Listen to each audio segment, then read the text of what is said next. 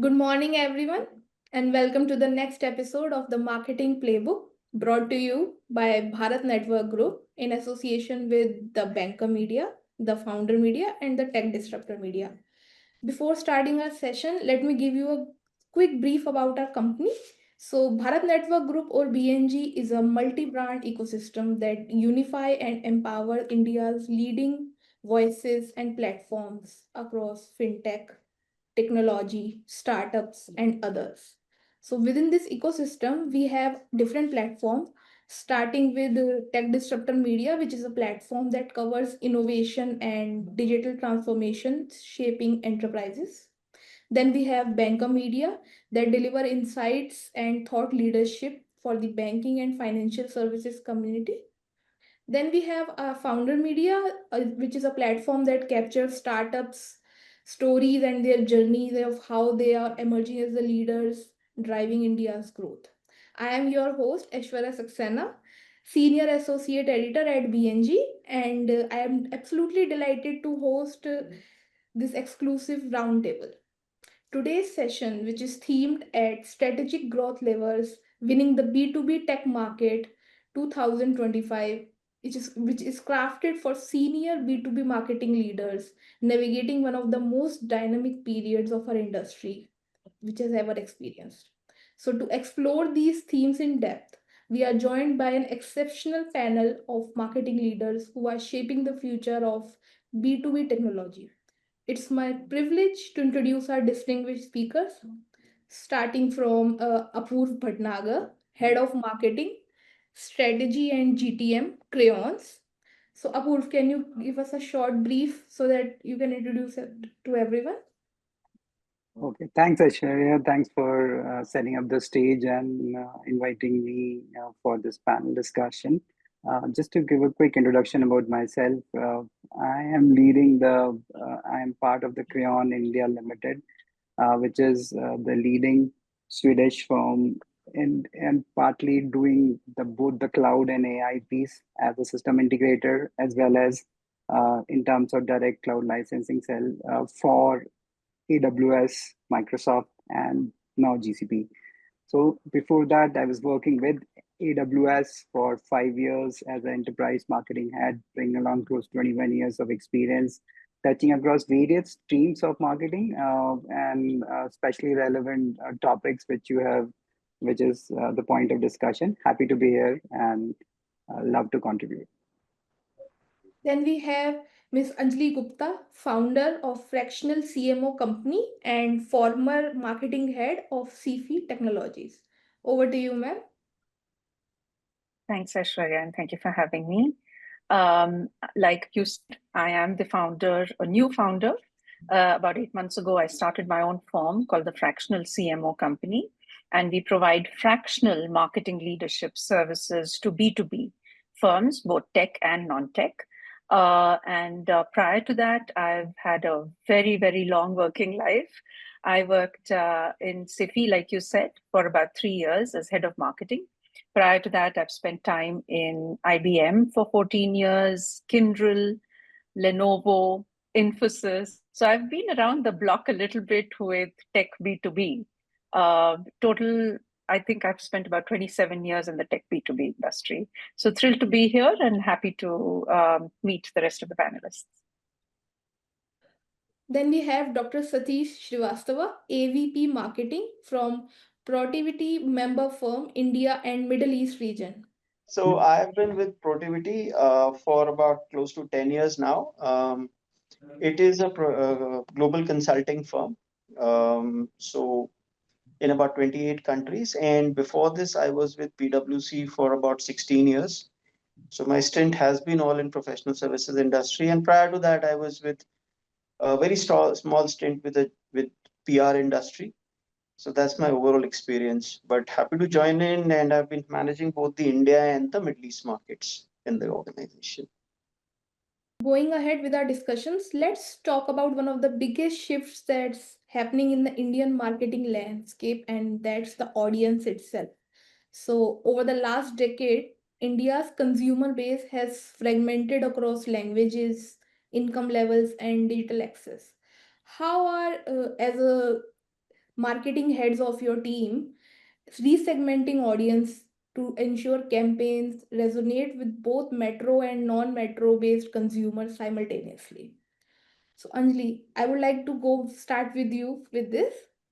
So Sure. what do Sure, I'll try to answer that. I've already shared that my experience has been in the tech B2B space.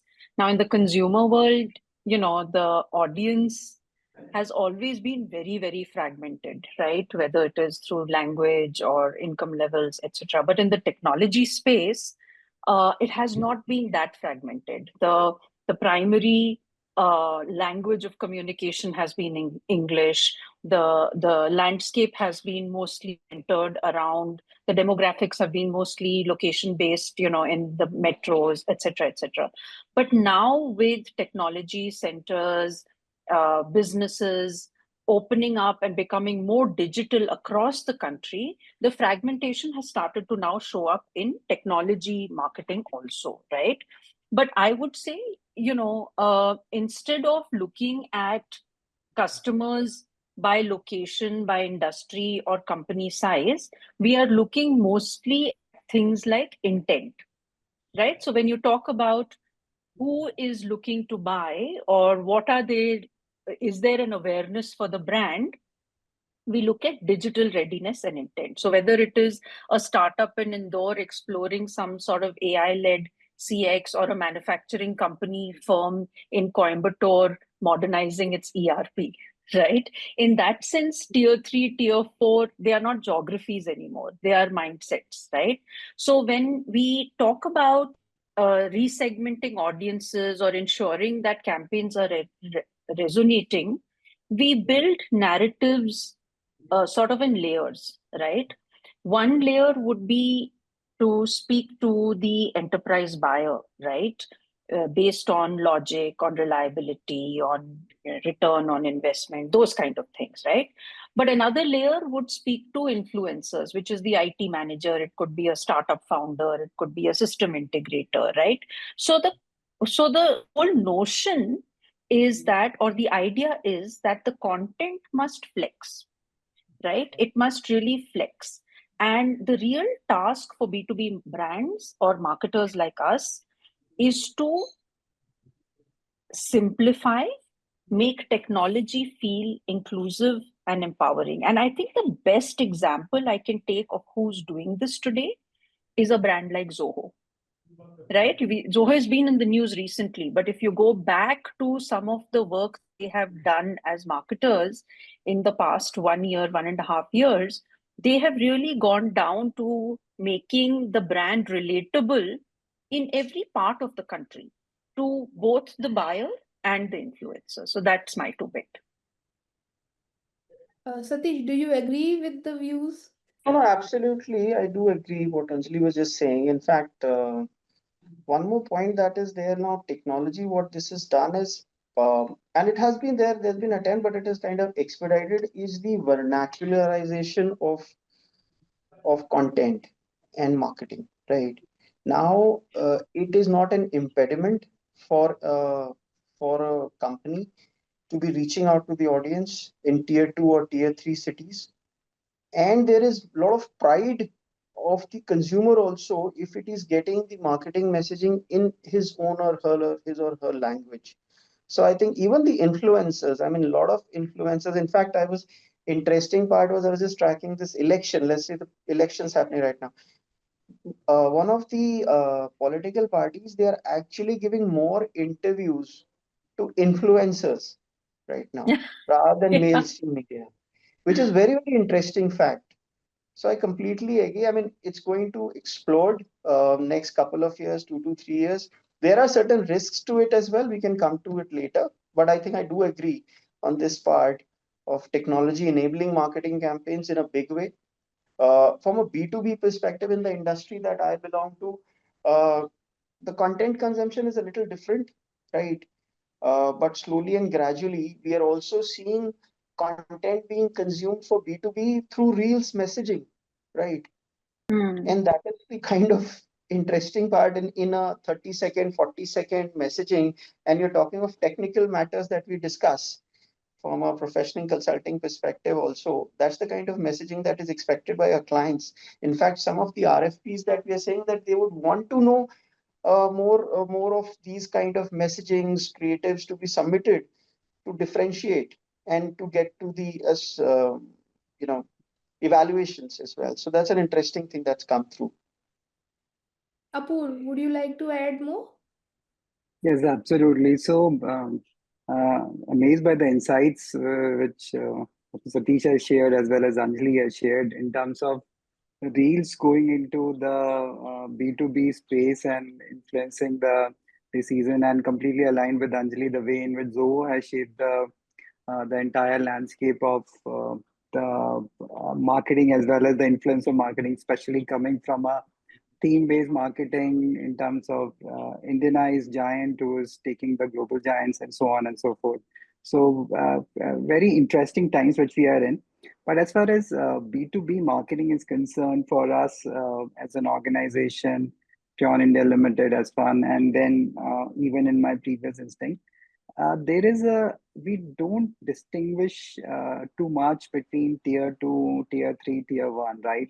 Because if you think about the landscape for a typical firm like Amazon Web Services or IBM or HCL or the current Crayon India Limited, it is primarily bucketed into whether those customers are based on like enterprise segment or mid-market segment or long tail SMB segment. So that's one set of the bifurcation which is there because that defines our way to we are approaching those customers in terms of what are the marketing tactics which are deployed, whether it is account based marketing, whether it is field marketing, or whether it's digital Yeah. marketing for the long tail channel, long tail customers in terms of SMB coming into the picture. That's one dimension.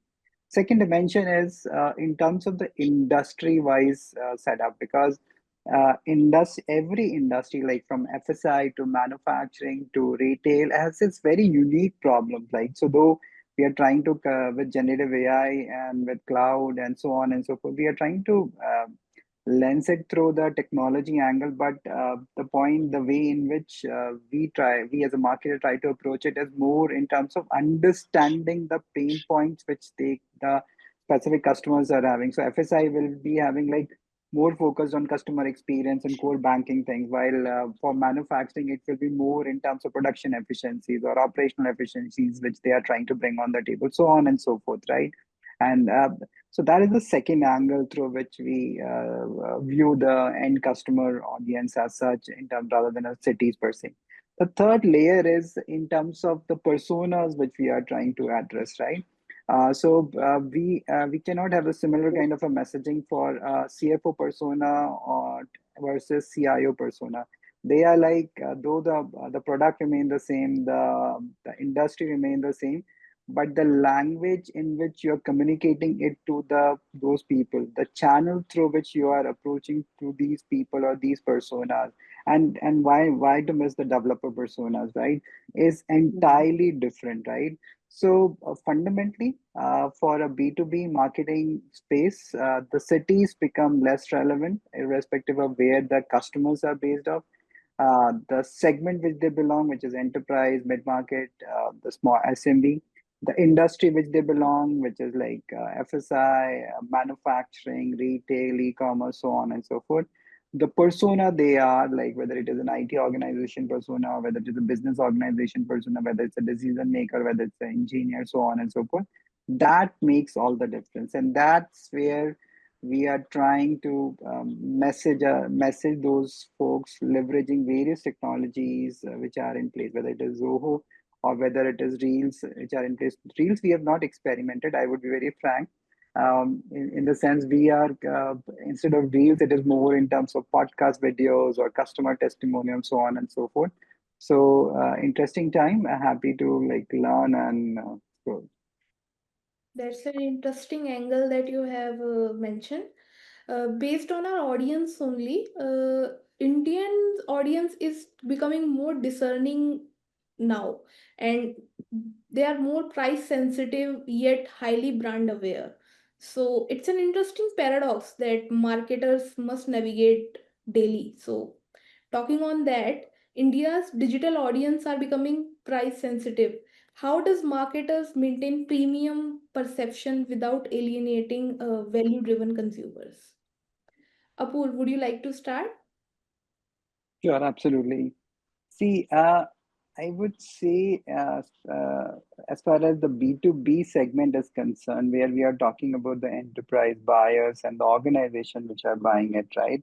So price is always is at the background, right? It cannot be viewed as an isolated view in terms of pricing. But I see pricing and brand as a complementary thing, right? Because see, fundamentally, when you go for any RF, because Dr. Satish would agree, and so is the case with Anjali, with all the experience which you have.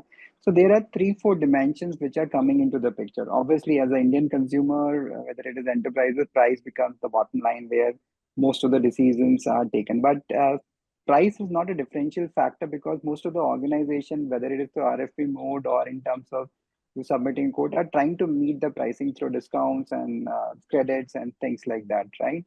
Where it becomes very, very difficult to differentiate just based on the pricing. Yeah. But if you think about the overall axis, right, through which price is just one axis. If you think about overall axis through which consumers are buying or the enterprises are buying, there are multiple dimensions to it. So the second dimension is the brand which is there, right? Because brand invokes the trust which you bring on the table. So irrespective if you are charging a premium and if your brand is the trusted brand, so you no one think twice in terms of paying some 1,50,000 for an iPhone, but they will think twice for paying 20,000 bucks for a Chinese phone as such.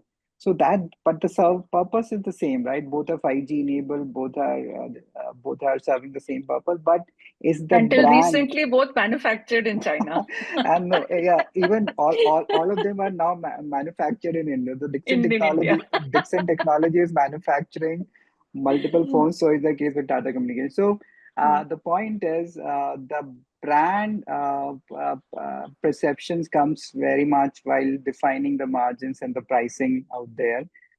Then there are other axes of customer services and how you are closely working and things like that. So I would say uh, pricing is just one dimension. Brand is an integral part, which is helping you define the premium and define the trust in the customers and create your establish your brand in terms of a lot of noises in the environment, and also the customer centricity in terms of services and things like what Amazon believes in terms of having one customer chair in the room when no one is present. So that's what will cumulatively work together for pricing, for brand, and for customer centricity to define your overall value proposition of the company. Dr. Satish, do you agree with the same? Yeah, is an interesting thing, which I would say is for Indian customer or buyer, let's say, is aspirational pragmatism, right? There is an aspirational thing that yes, I would want to consume a particular brand of product or service, but it is rooted in a lot of pragmatism because they would want what you would say, how much can you stretch the rupee, how far it can go, right? And that's what we've analyzed that goes very far in India. So I think when we're looking from a branding and a marketing perspective, the aspirational stories remains intact, whether it is B2B or B2C. Because let's give an example of B2B when we talk of us, because the decision maker or the buyer is carrying a lot of personal risk there as well, because he is negotiating or buying a service or a solution or a product on behalf of the organization, right? So there is a lot of comfort when you're looking at a brand to be associated with or consuming, because then his personal risk goes down as well. There they would not want to take the risk of going with something which is new or a fresh thing unless it is as a big differentiator for them. I think pricing can be one of them, as Anuj just rightly pointed out. That's not only thing, but does it give him the comfort that yes, the risk is being mitigated or it's not going to be a risk for him or her. The other part is on the pricing, the other piece that they are looking for from a consumer perspective is, does it meet my aspirational satisfaction also, right? So that when you talk of a B2C brand, they are looking at the narratives that are coming out right now. What you see is that, yes, there is something happening. You associate with the brand, and there is a differentiation and perception about you consuming it and showcasing that you are associated with the brand. So that story starts earlier, it was more incidental or something like, okay, there's a need and you want to satisfy it here. Now, what I see happening is there is a pre consumption and post purchase. So they want to build a narrative which is a journey, right? Any brand that you talk is trying to work in that way, that it's trying to associate with you for a more long term kind of, rather just being transactional to achieving that sales. So I think it's something which I can just go back to the aspirational pragmatism is something which is quite interesting to observe now. Anjali, would you like to add? Yeah, absolutely. I think in the tech B2B space, and I speak very particularly to tech B2B space because that's where my experience lies, right? I agree with Apurva that the customer isn't as price sensitive as we think. You know, they will pay a premium if I think I'm going to resonate. It's going. What I'm going to say is going to be very similar to what Apurva said because our experiences are so similar, right? They will pay a premium if the brand is showing, if the brand proves that they are reliable, that they deliver on time, and there is a long-term value to associating with them.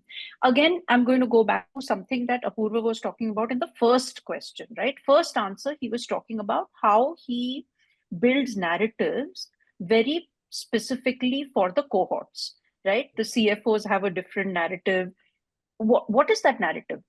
I think the word there to be used is, what kind of value can you show to your buyers and influence, right? It's the value.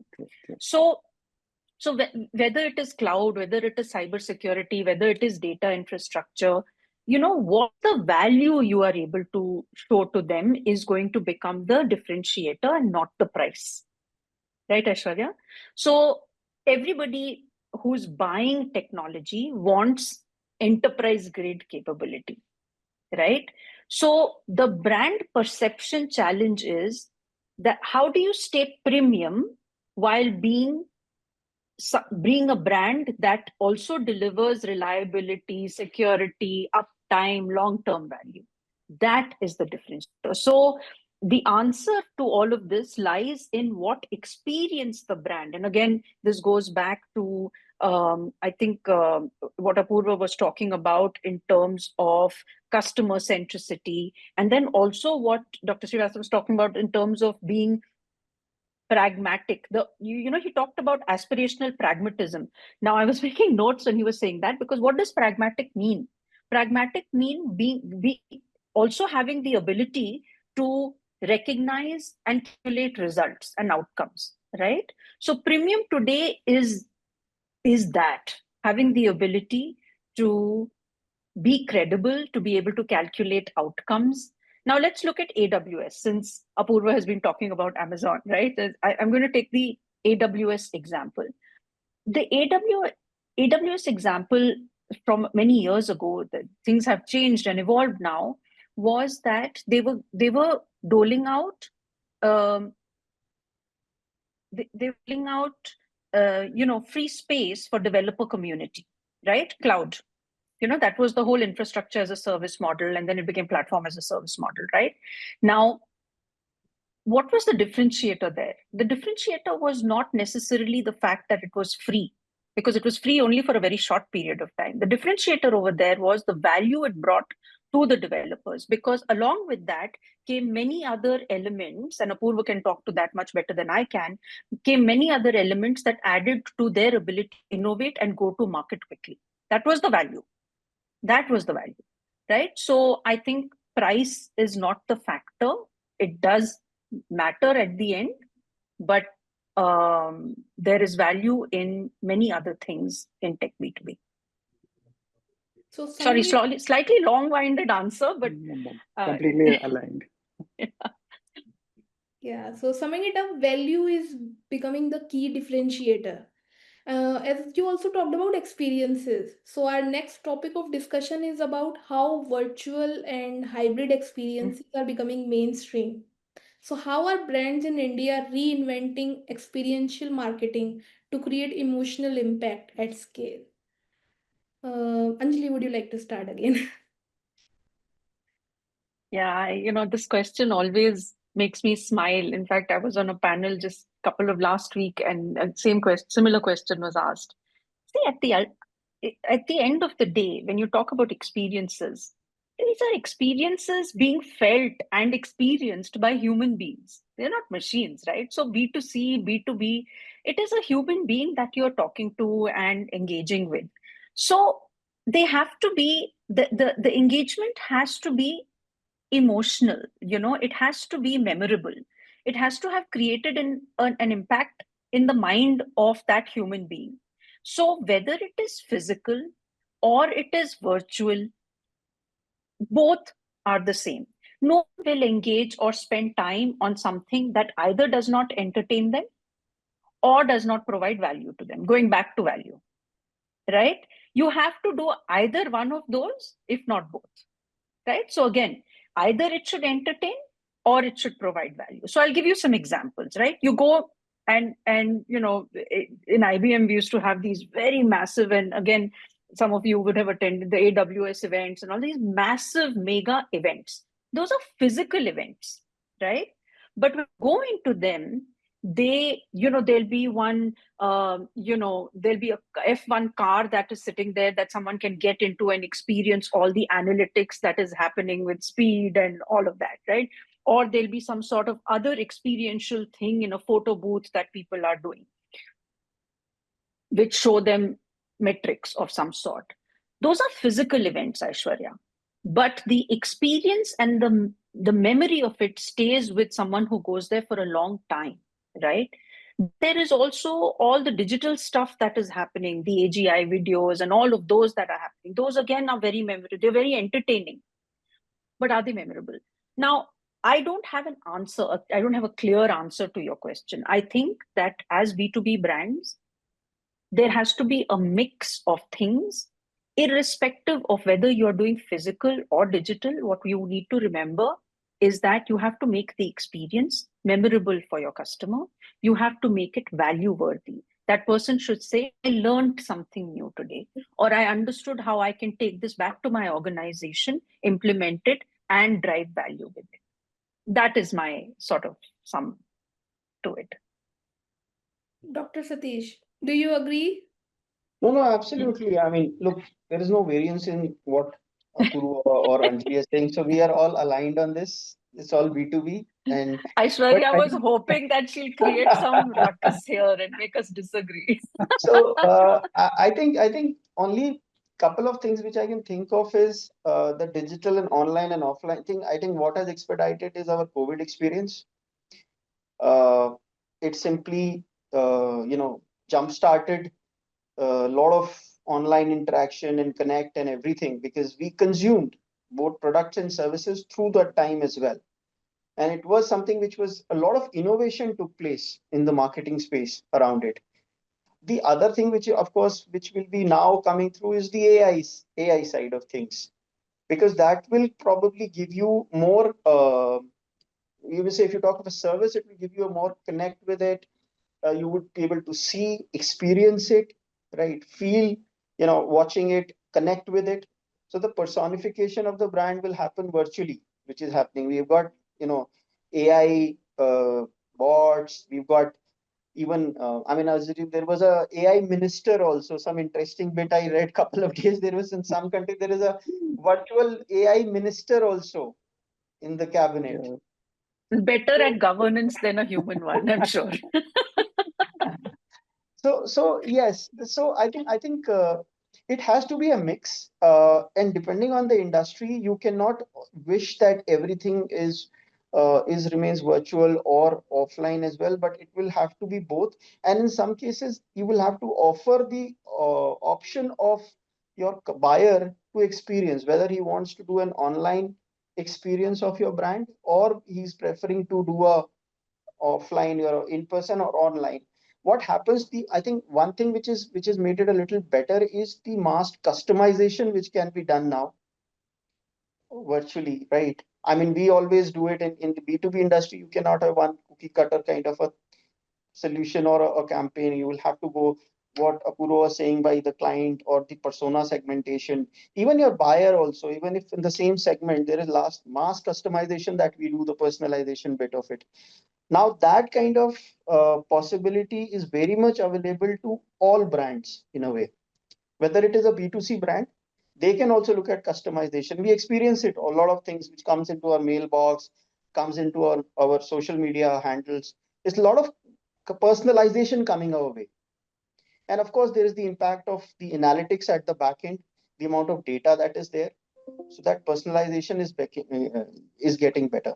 But at the same time, um, earlier you had certain set of brands reaching out to you. Now you have vast number of brands. So the attention of the consumer or the customer is going to be very, very short. The 20-second, 30-second kind of messaging, even for more deeper or more engaging buying decisions are being done through these kind of channels now. So I think this is what uh, I would want to kind of suggest, that it's interesting and both offline and online, but it gives a lot of options as a marketer to take. Yeah, Apur, what's your take on this? Okay, so again, align with what my esteemed panel had said in terms of experiential marketing, like experiential marketing, which is more memorable, more engaging, which delivers that kind of an immersive experience. See, but as a marketer, right? First, the like as an engineer, I always come to the fundamentals and the basics of experiential marketing and immersive marketing, right? So what we need to understand is, right, two concepts. One is the amygdala, second is the mirror neuron.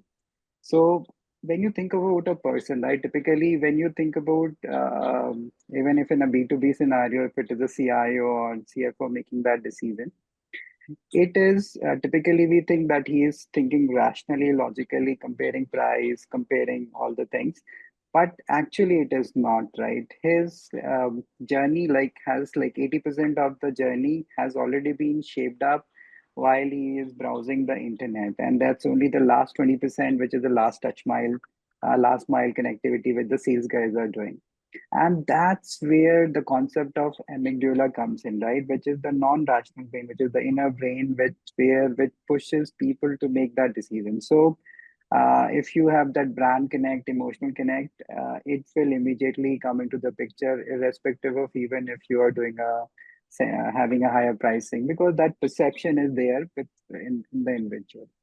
Second is the concept of mirror neuron, right? Mirror neuron is basically when you are watching a movie, patriotic movie, and then that you feel heroes, right? When someone is watching Bazi, someone is watching so on and so forth, right? Multiple movies, Chak De, right? So it's a combination of feeling which is being portrayed with the combination of emotions, with the combination of music, combination of acting, which makes you feel like you yourself are playing a hockey or you yourself are going on the India borders and fighting, right? So, what kind of things which we should do which can impact both of these things, the amygdala and the mirror neurons? Ideally, in an ideal world, if I have all the money, all the time and place, this thing can be easily achieved while you are doing a physical event, because physical event, when you experience the simulator, when you experience like what Anjali talked about Ferrari, like AWS always put that, and that is always remembered, right? You sit in that, you have that simulator in place, so on and so forth, you're It playing, also and right. shows up on your Facebook feed, right? Because you take a photo in it. That's most important, right? So that is uh, mirror neuron getting transferred to the social. So fundamentally, you will never forget that experience, right? So we can watch a movie at home, but the people go in the theater to watch that movie, to get that aura, to get that experience on large screen and people sitting around. And that's where this neuron and the amygdala comes into the picture. But unfortunately, we don't have the money nor have the time to go and touch base with the so many people out there and the long tail customers. We can do it for selected few if the event is at the AWS Summit is happening in Bangalore or Mumbai, but not like how about people in Hyderabad, Chennai, and things like that. And that's where the digital means comes into the picture. And Dr. Satish was highlighting how the AI has played a role in terms of having the translating into a more personalized messaging and thing. So whether it is physical, whether it is virtual, the core remains the same, that the content should be so very powerful that it should influence your amygdala part of the brain. It should create that feeling of patriotism while you're watching Chakdev or Bazi, while you're watching. That kind of a feeling should arise. And if the content remains the same, then ideal is my first approach is to the high value individuals or high value customers. We ideally should be doing a physical event, but since it is not possible, then it is the virtual piece comes into the picture. And now with AI intervention, we have so many immersive things and so many personalized and customized things which comes into play, that it tried to mirror as much as possible the physical simulation what we will be doing while conducting a physical event. So I would submit these 3 points. Talking about the increased digital engagement, we also understand that it comes with greater responsibility. So, with the DPDP Act now in effect, what frameworks or ethical guidelines are you using to balance personalization with data privacy in your marketing campaigns? You can start, Apurv. Okay. So, see, it's whether it is DPDP is now coming into the picture, but if you think about enterprise as an whichever enterprise, like the current organization Crayon, it's a Swedish-based company, and very, very highly into that European Data Protection Act, which is in place, right? So it has been GDPR, there for GDPR is there. So it has been there for ages, right? yeah. So as far as organizations are concerned, which is either of the organization, we have first the overall guardrails which are there in place with from a country perspective, from policy perspective. Second is within even the organization itself, there are multiple checks and balances which are there, which prevent us to share any PII data, right? We cannot neither access any PII data, leave aside sharing the PII data. It's just not touchable. So that's where things comes into place. Only thing which is now is concerning, right? Which most of the organizations are trying to address, and matured organization like AWS and less matured organization like others have uh, are trying to control it is use of generative AI and use of how the generative AI can be a source for potential leakage of the sensitive data, because people are not. So it is not that generative AI, whichever tools which you are using, whether it is AWS, Q, Amazon Q, or so on and so forth, they have their guardrails which are in place, the PI data will get truncated. There is no there are defined policy through which that they will refrain from any scene statement, so on and so forth. But still, there is large scope of creating awareness in the community, whether it is employees or whether it is end customers, how we are responsibly using these AI technologies, which are getting more and more immersive, more and more real, touching across every dimension of the work which we are doing, and still being able to cater to the data and privacy requirements. Dr. Satish, what's your take on this? Oh, absolutely. So data privacy or data protection, as in India, it is more data protection. That's where the regulations are there. Um, it is going to be something which companies, organizations, businesses have to look out for, especially in a vast market like India, right, where you got a billion customers, and some of the industries which will be using personal data for running their businesses. right? We all know that, we don't pay an attention if somebody's asking for your mobile number and how it's going to be used for telemarketing and other purposes, as well as your personal information.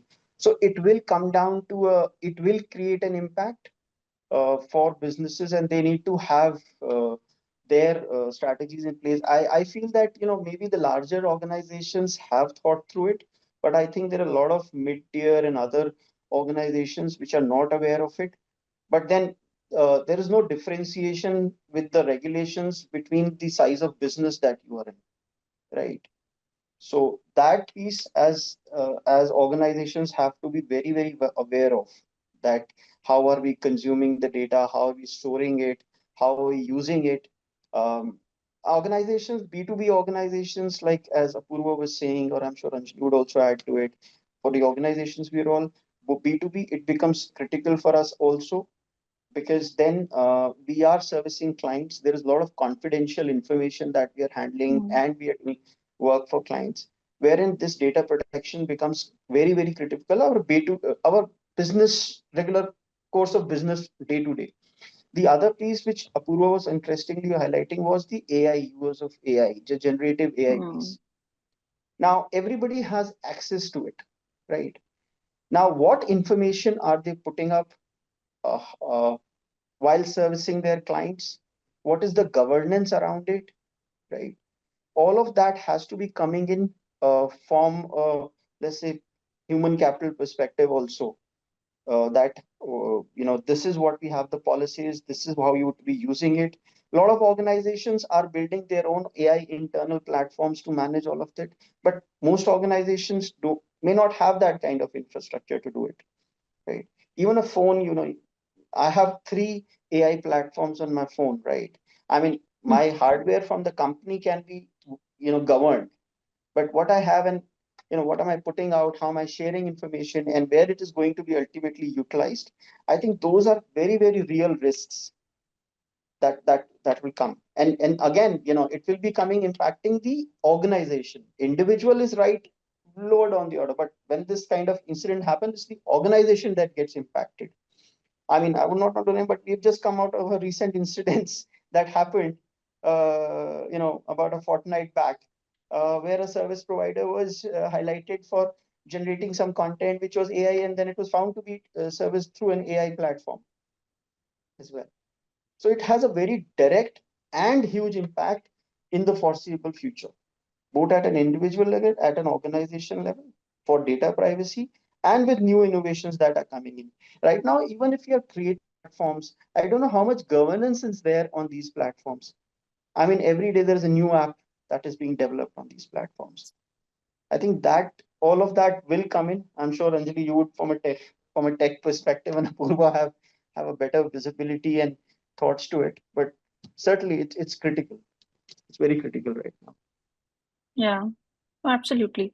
So, actually, Aishwarya, the three of us are fairly well-behaved children because we work for organizations that, start, like Apurva was saying, that started doing GDPR like eons ago, right? So our mental makeup is about protection of data, right? So even when we build simple things like forms, there is already, they're all permission based, right? And then because now everything is automated, you don't work off Excel sheets in organizations like we work with or we work for, like as a consultant, I do that. Because it's automated, the automation, automatically will remove everyone who's not given permission. You remember a time when databases were stored on Excel sheets and people were doing email campaigns to people who may have said, we don't want to receive any newsletter from you, right? But that is the most simplistic form, right? That has got, hopefully that has got resolved in India, maybe still not smaller organizations, but that needs to get resolved. But the very interesting conversation that both Apurva and Dr. Srivastav touched upon was the Gen AI privacy. So there's a story here, right? Now, a couple of weeks ago, I was speaking with a very renowned international analyst, okay, who was telling me the story of how he actually built a deck for a client.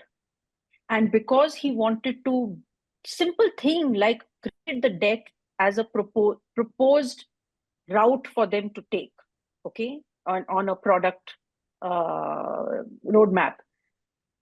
Just to create the letter, the covering letter, he uploaded that deck onto ChatGPT, did the covering letter. 3 days later, there were quotes from that deck that appeared in a colleague of his. So can you imagine? I mean, I get goosebumps when I say that, because can you imagine now that that product roadmap of a particular company, of a client, got leaked into this space, right?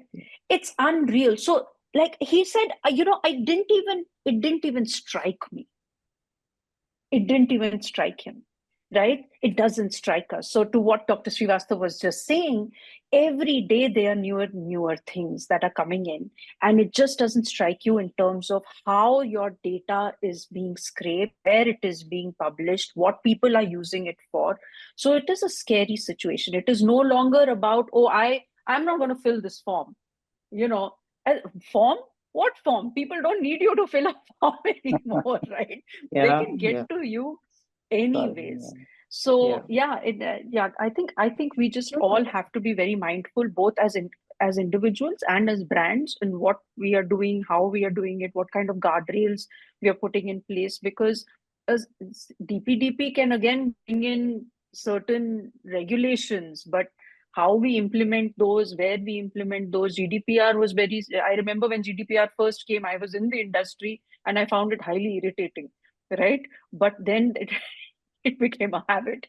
So yeah, I mean, that's my Absolutely, perspective on it. Anjali. I think one bit I would want to add the incidence of it is the IPR protection, right? And piracy, or you may say plagiarism, and all of that taking place. Uh, we, for example, somebody has coming in from a different organization, right?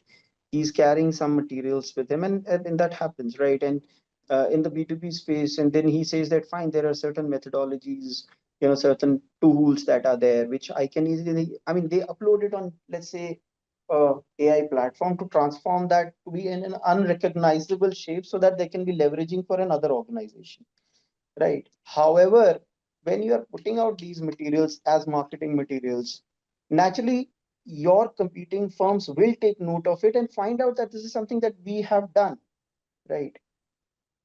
It never goes away. It never goes away. So I think more responsibility is of creating that awareness uh, in organizations, to be being aware of these risks and what is the impact that they may have for them as a professional, or as a marketeer, or as the overall organization. That's I think just wanted to add that bit as well. Wrapping up our discussions with the last question for the day. In a market as diverse as India, what's one key insight about the Indian consumer psyche that marketers often overlook but should pay more attention to? Dr. Satish, would you like to start? I think there is a lot of pride as a consumer right now.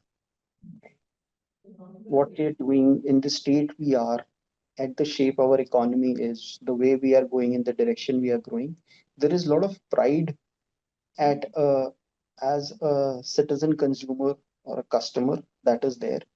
So I think as marketeers we need to be respectful of that, and especially for anybody who's coming into the Indian market also, they need to be keeping and mindful of that. It is not that okay, there is something which is fulfilling your need and that's about it, and here, take this, and this is the solution for you. You need to be very, very, your narrative should be keeping this in mind at the stage where India as a country is, and as a consumer, what his aspirations are. I think that is one thing which I would want, as something which I have observed, that we should be mindful. It not be applicable to all situations, and we are looking at larger consumers, customers, B2C organizations, businesses, they need to be mindful of. Anjali, what's your take? Dr. Srivastava had used this word pragmatism, right? Some time back. I find that I love that word because Indians, as consumers, are both pragmatic and they're also dreamers, right? They want to do something fantastic and they want to grow. They want to do all of this, The but ultimately aspirations they have want. not. There are a lot of aspiration. Lot of aspiration. Actually, yeah, aspiration. I'll say pragmatic, pragmatic dreamers. Okay, so I'll change it, twist it. But they also want to then see value in that, right? They want to dream big, but they want to see value in that. An example, say, of CIOs, or CTOs, people who are buying technology, because I come from that background. They want to innovate. They want to see innovation. They want to try new things. But very quickly, they want the proof of the pudding, right? They want to see what outcome you're able to drive, right? So that's why I say that as marketers, when we are talking to them, when we are building our narrative, you should be able to show them a dream, but you should also be able to show them the value, right? Now, another sort of thought process when it comes to tech B2B, and this is something I was thinking about earlier also, is if you notice in India, the CIOs and CTOs have never become business leaders, CEOs. Okay. In the past, it was always the sales head or it was the CFO who was becoming the CEO. The CTO or the CIO could never aspire to be the CEO. That has changed now. That has changed.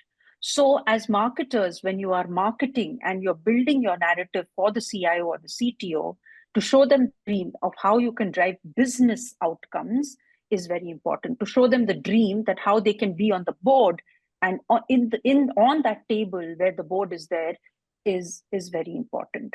To show them the dream that they are not just running systems, they are also shaping strategy, they are shaping growth. Why? Very simple, because most businesses today have become technology businesses. They are being led by technology, they're being driven by technology, right?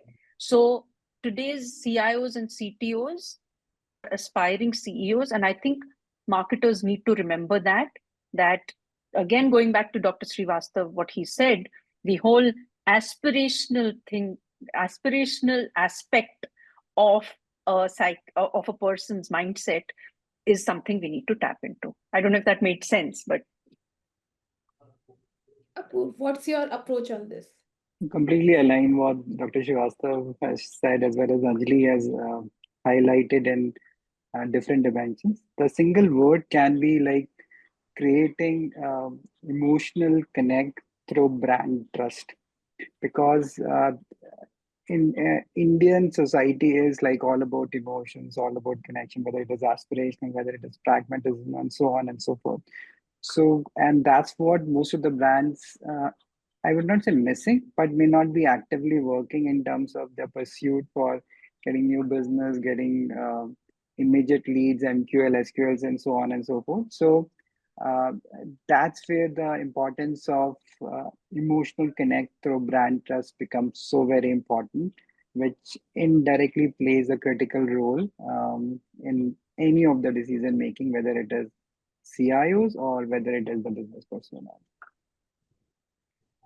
Thank you so much to all our speakers for sharing such thought provoking insights today. And that brings us to a close of episode 4 of Marketing Playbook. We will see you again soon for the next episode with more insights, strategies, and stories shaping the future of marketing. Until then, stay innovative, stay tuned.